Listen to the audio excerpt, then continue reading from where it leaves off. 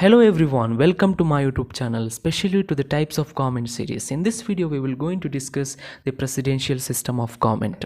If you haven't seen my previous videos, please visit that and come back to here. Now let us begin. Let me ask a question. What is presidential system? The answer is a presidential system is a democratic and republican system of government where the head of the government leads an executive, which will be completely separate from the legislative branch of the government. In this form of the government, the head of the state and the head of the governments are one and the same. And another important fact about the presidential system is that in presidential form of government, the head of the government, that is the president, is not the member of the legislature. So it is not easy to remove him from power. He can be impeached. The process of removing the president in presidential form of government is known as impeachment. He can be impeached, which is a very difficult process for very serious offenses only. For the better understanding of presidential form of government, let us discuss the features of presidential form of government here. In a full-fledged presidential system, a politician is chosen directly by the people or indirectly by the winning party to be the head of the government. Except Belarus and Kazakhstan, the head of the government is also the head of the state and is therefore called as president.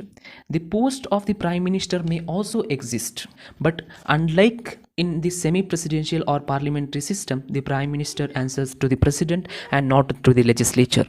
And another important feature of presidential form of government is separation of power.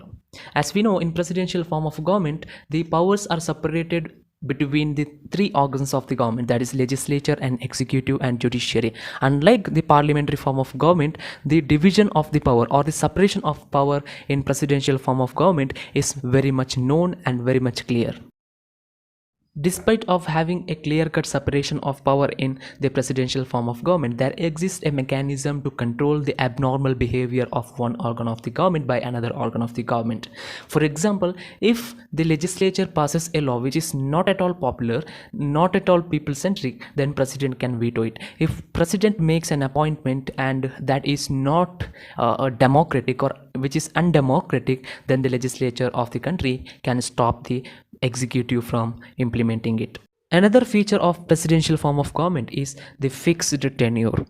In presidential form of government, the president has fixed term of office. For example, in America, president has 4 years.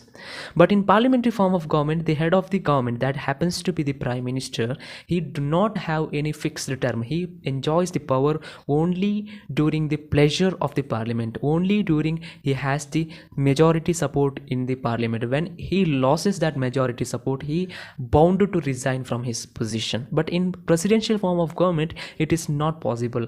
Once he is elected to the office, then he will continue in the office until his terms expires. In presidential form of government, the executive alone is directly elected and other members of his cabinets are appointed by him, and they need not to be the members of legislature as well. They enjoy the power until the president remains in office. In presidential form of government, the president is provided with some judicial power as well. Thank you so much for watching this video. If you really liked my initiative, please give me a thumbs up. If you want to add anything to it, please write it down in the comment section. I will write it down in my description. Thank you.